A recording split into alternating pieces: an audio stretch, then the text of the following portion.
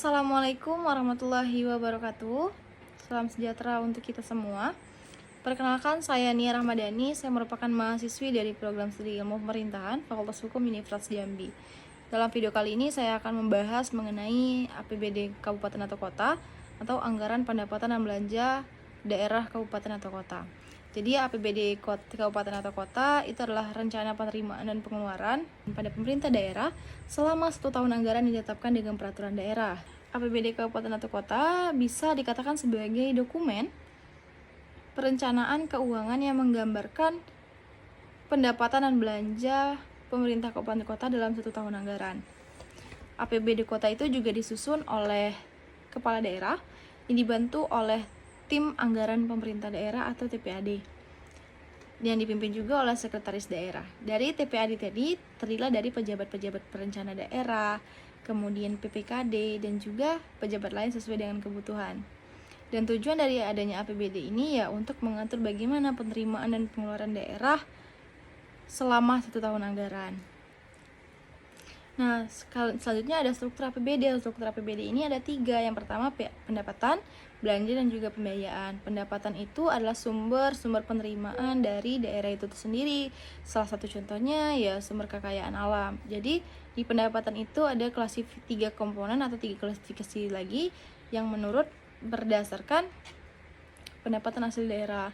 Pendapatan asli daerah itu ya pendapatan atau penerimaan yang bersumber dari daerah itu sendiri. Yang pertama ada pajak daerah. Pajak daerah itu bisa berupa pajak bumi bangunan, kemudian pajak penghasilan, dan pajak lainnya.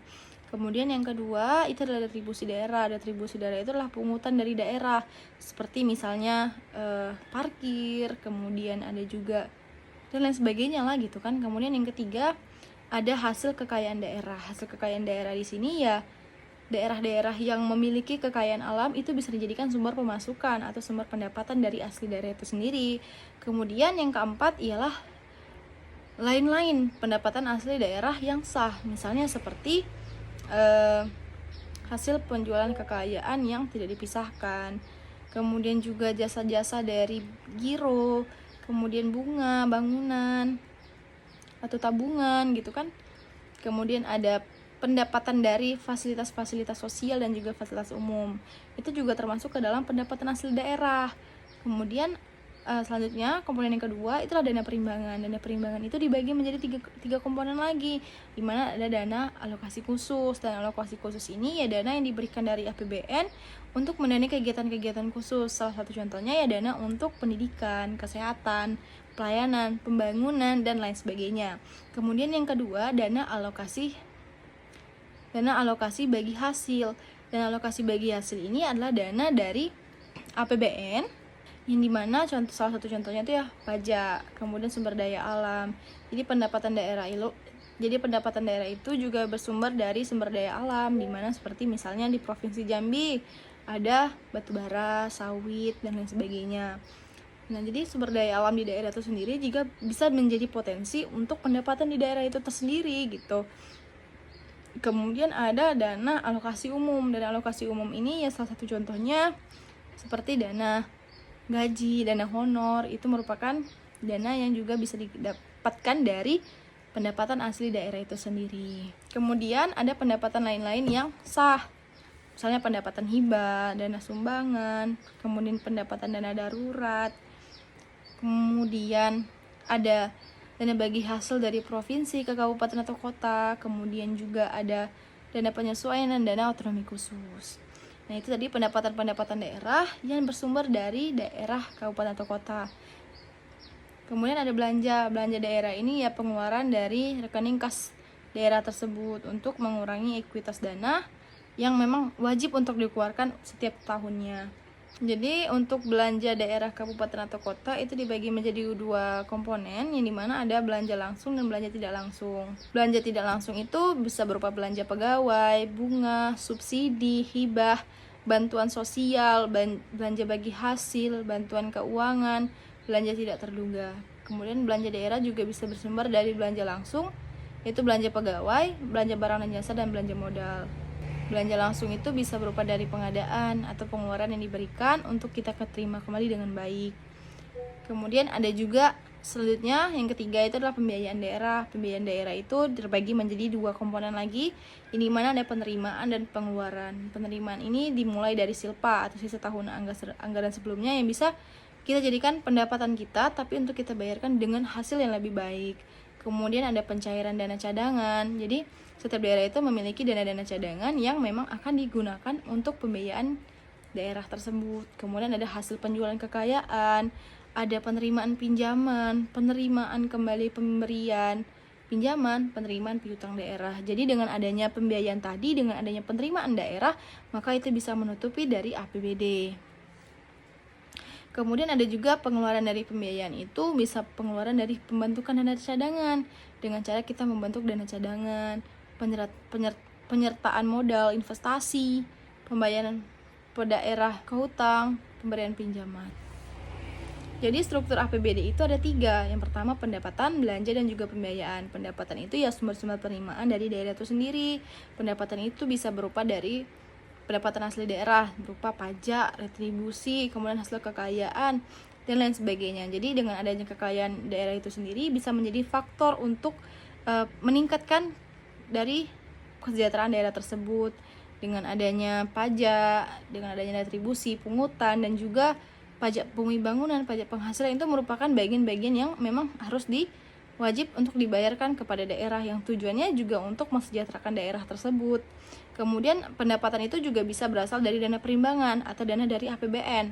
Dana perimbangan itu ada 3, dana alokasi khusus, umum, dan juga hasil. Dana perimbangan ini tujuannya ya dari APBN semua, dan dana transfer dari provinsi juga bisa, seperti dana untuk pendidikan, dana kesehatan, dana pelayanan, dan lain sebagainya. Kemudian dana-dana dari APBN juga ditransferkan kepada kabupaten atau kota untuk meningkatkan kesejahteraan di daerah tersebut. Kemudian ada pendapatan-pendapatan pendapatan lain yang memang disahkan, seperti sumbangan, hibah yang memang dari pihak perusahaan yang ada di sana dan sebagainya. Kemudian ada belanja di sini. Belanja daerah di sini adalah pengeluaran yang memang dikeluarkan dan wajib untuk dikeluarkan dalam 1 tahun anggaran.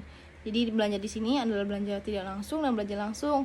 Belanja tidak langsung itu terdiri dari 8 macam, yang salah satunya adalah belanja pegawai, yang memang termasuk ke dalam belanja langsung juga. Belanja langsung di sini ialah belanja barang dan jasa, belanja modal, dan belanja pegawai. Belanja pegawai di sini adalah belanja yang memang pengeluaran yang memang diberikan dan diberikan tunjangan kepada kepala daerah dan setingkatnya. Kemudian adalah belanja barang dan jasa, inilah berupa pengadaan barang yang memang tujuannya untuk mensejahterakan di daerah tersebut. Kemudian ada belanja modal. Belanja modal di sini termasuklah dari honor-honor, gaji, dan lain sebagainya. Kemudian ada pembiayaan. Pembiayaan ini adalah pengeluaran yang memang diberikan, pengeluaran yang memang harus dibayarkan, tapi dengan tujuan untuk diterima kembali dengan baik. Jadi pembayaran itu bisa sumbernya dari penerimaan dan juga bersumber dari pengeluaran. Adapun penerimaan dari pembayaran ini ialah silpa. Salah satunya silpa. Silpa ini ya sisa anggaran tahun sebelumnya yang masih bisa digunakan untuk tahun anggaran selanjutnya. Kemudian juga bisa bersumber dari kekayaan, dana-dana cadangan, dan lain sebagainya. Adapun juga pengeluaran dari pembayaran ini ya dengan membentuk dana cadangan. Kemudian juga ada investasi di daerah lain. Nah, dari struktur tadi, maka kita akan melanjut membahas mengenai bagaimana cara menyusunnya. Jadi siklus dari penyusunan APBD kabupaten itu dimulai dari proses perencanaan yang berpatok atau memulai dari yang namanya RPJPD atau Rencana Pembangunan Jangka Panjang Daerah yang berperiode selama 20 tahun, yang mengacu pada RPJMD untuk periode waktu 5 tahun. Setelah itu, ketika jangka menengah daerah itu ditetapkan, maka pemerintah daerah langsung menyusun jangka pendek dari daerah tersebut dengan jangka waktu 1 tahun, yang mengacu juga kepada rencana kerja pemerintah untuk menyusun kebijakan. Jadi, bersama kepala daerah, kabupaten atau kota, berdasarkan dari rencana kerja pemerintah daerah itu untuk menyusun kebijakan yang digunakan untuk APBD. Ketika rancangan kebijakan umum APBD itu telah dibahas bersama kepala daerah dan DPRD, maka selanjutnya akan disepakati berdasarkan kebijakan umum APBD atau KUA. Berdasarkan kebijakan umum APBD yang telah disepakati, pemerintah daerah dan APBD itu membahas rancangan prioritas dan plafon anggaran sementara atau PPAS yang disampaikan oleh kepala daerah. Kemudian kepala daerah itu akan menerbitkan pedoman penyusunan RKA atau rencana kerja anggaran SKPD sebagai pedoman dari kepala SKPD untuk menyusun RKA, rencana kerja anggaran berdasarkan nota kesepakatan. Jadi setelah rencana kerja anggaran SKPD itu dibuat, langkah selanjutnya ialah menyusun rencana peraturan daerah mengenai APBD dan rancangan peraturan daerah tentang APBD. Dan rancangan peraturan kepala daerah tentang APBD. Setelah disepakati, APBD itu ditetapkan dengan peraturan daerah dan dilaksanakanlah dalam 1 tahun anggaran. Nah, jadi selama pelaksanaan APBD, itu dilakukan pengawasan dan juga evaluasi terhadap pelaksanaan APBD serta penyusunan laporan keuangan daerah. Nah, jadi proses siklus penyusunan APBD kabupaten atau kota dimulai dari melihat jangka panjang dari daerah kabupaten atau kota ini untuk sebagai acuan menyusun RPJMD daerah kabupaten atau kota selama periode 5 tahun. Ketika RP jangka menengah daerah kabupaten atau kota tadi sudah disepakati, maka pemerintah daerah kabupaten atau kota itu menyusun RKP, rencana kerja pemerintah daerah kabupaten atau kota, yang itu merupakan suatu penjabaran dari rencana pembangunan jangka menengah daerah kabupaten atau kota dalam jangka waktu 1 tahun yang juga mengacu kepada rencana kerja pemerintah atau RKP. Kepala daerah berdasarkan RKPD tadi menyusun rancangan kebijakan umum dari APBD.